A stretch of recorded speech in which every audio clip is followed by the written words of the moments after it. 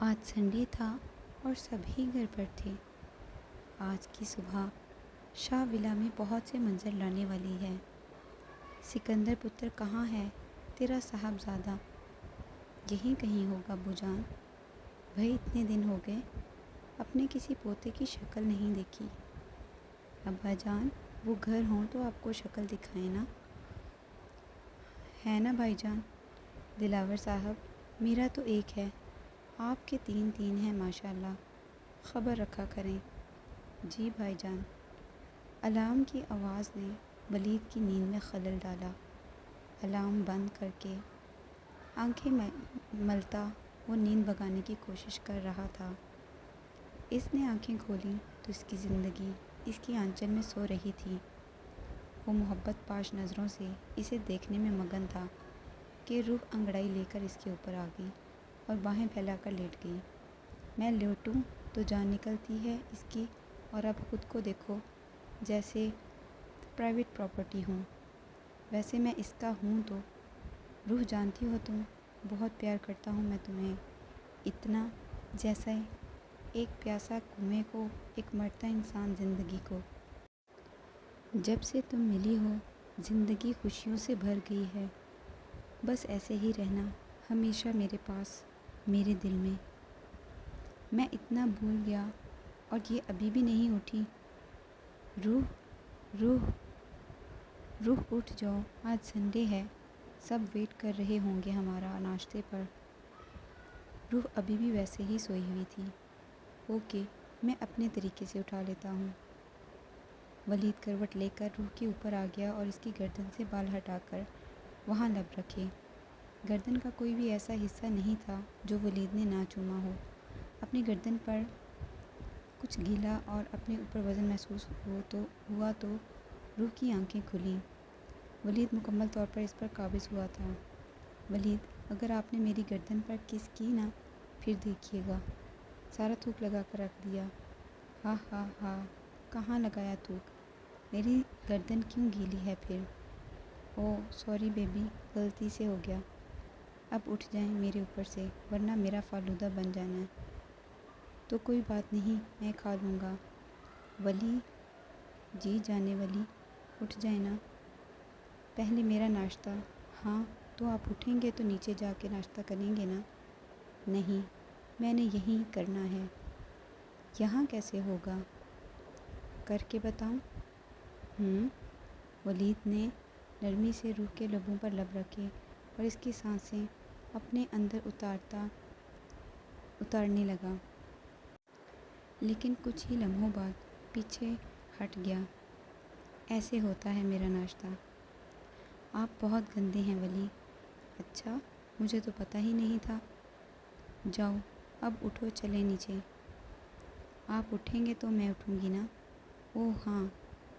ولید نے روح کی گال پر اپنے ہونٹ رکھے اور اٹھ کر فریش ہونے کے لیے چلا گیا۔ زمان نے حور کو تیار کیا اور خود فریش ہونے کے لیے واش روم گیا۔ وہ فریش ہو کر نکلا تو حور گمسم بیٹھی تھی۔ حور بیبی کیا ہوا؟ زمان کیا ہوا حور، رو کیوں رہی ہو؟ مجھے ڈر لگ رہا ہے۔ کس سے؟ وہ وہاں کھڑکی میں کوئی تھا۔ کون تھا؟ مجھے نہیں پتہ۔ اچھا چلو تم چپ کرو میں دیکھتا ہوں۔ نہیں زمان آپ نہیں جائیں، وہ مجھے مار دیں گے۔ آپ چلے گئے تو آپ میرے پاس ہی رہیں۔ آپ چھپا لیں مجھے۔ چور حور حور کیا ہو گیا ہے؟ ادھر دیکھو۔ کچھ نہیں ہوتا۔ نہیں بس آپ کہیں نہیں جائیں۔ نہیں جا رہا حور۔ حور زمان کی گود میں بیٹھی اس کے سینے میں منہ چھپائے رو رہی تھی اور زمان شاہ تڑپ رہا تھا اپنی محبت کو اس حال میں دیکھ کر۔ حور میری روح چھلنی ہو جاتی ہے تمہیں ایسے دیکھ کر۔ میں تمہیں سب سے دور کر دینا چاہتا ہوں، جہاں تمہیں خوشیوں کے علاوہ کچھ نہ ملے۔ مجھے بس پتہ چل جائے کہ اس دن کیا ہوا تھا۔ میں جانتا ہوں تم خود نہیں تھی گری، کچھ تو ہوا تھا۔ وہ یہ سب سوچ رہا تھا کیونکہ حور کے سامنے ایسی بات نہیں کر سکتا تھا وہ۔ اچھا چلو ناشتہ کرنے چلیں۔ ایسے ہی لے کر جائیں نا، مجھے نیچے نہیں اترنا۔ ٹھیک ہے پھر، پہلے ایک ہگ اور ایک کس دو، پھر لے کر جاؤں گا۔ حور نے زمان کی گال پر ہونٹ رکھے اور زور سے اسے ہگ کیا۔ او میرا بیبی، آئی لو یو۔ زمان نے اسے بازوں میں اٹھایا اور نیچے چل دیا۔ روح وہ دیکھو زمان بھائی کیسے حور کو اٹھا کر لا رہے ہیں۔ ہائے کتنا مزہ آ رہا ہوگا نا روح کو حیا۔ ہاں نا، جھولے مل رہے ہوں گے۔ میں بھی بولوں گی امان کو مجھے بھی ایسے ہی جھولے دیں۔ ہاں ہاں بول دینا۔ تم دونوں کیا کسر پسر کر رہی ہو؟ تائی جان اوپر دیکھیں آپ کے بیٹے کے کام۔ تو تمہیں کیا، میرا پتر میری بیٹی کا خیال رکھ رہا ہے۔ آؤ بھائی، زمان تمہارا ہی انتظار کر رہے تھے سب۔ ارمان کہاں ہے؟ دادا جان ابو جان وہ رات سے گھر نہیں آیا۔ کیا؟ جی میری بات ہوئی تھی، وہ اپنے دوست کے ساتھ ہے۔ اس کی طبیعت ٹھیک نہیں تھی اس لیے۔ السلام علیکم۔ اس آواز نے سب کو اپنی طرف متوجہ کیا۔ وعلیکم السلام۔ ارمان بچے، یہ آپ کے ساتھ کون ہیں؟ وہ دادا جان دراصل تم چپ رہو ولید، میں نے ارمان سے پوچھا ہے۔ اوہو دادا جان، یہ میرے دوست کی بہن ہے۔ اس کی امی ابو کا انتقال ہو گیا تھا تو اس لیے میں اسے اپنے گھر لے آیا۔ 6 دن بعد اس کا بھائی آئے گا تو اسے ساتھ لے جائے گا۔ بہت افسوس ہوا پتر۔ دیکھ عافیہ، چھوٹی سی بچی ہے اور اتنا ظلم ہو گیا۔ ادھر آؤ میرا بچہ، آج سے تم میری بیٹی ہو۔ میں ارمان کی ماما ہوں۔ بیٹی؟ جی آنٹی۔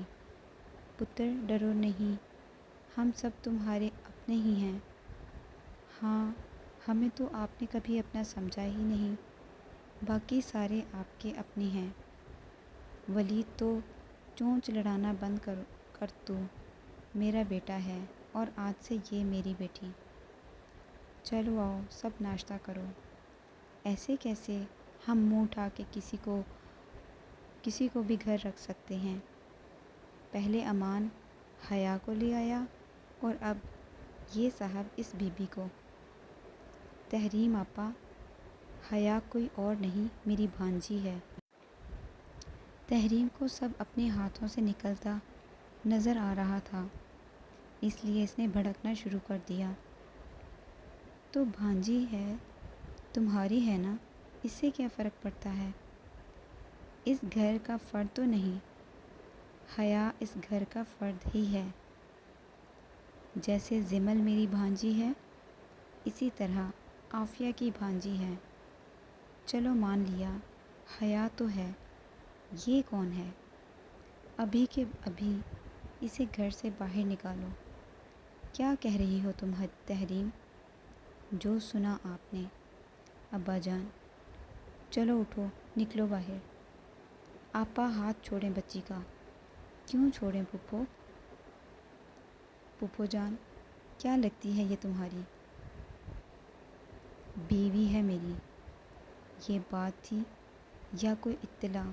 لیکن شاہ پیلس کے مکینوں کے لیے شوق سے کم نہ تھی۔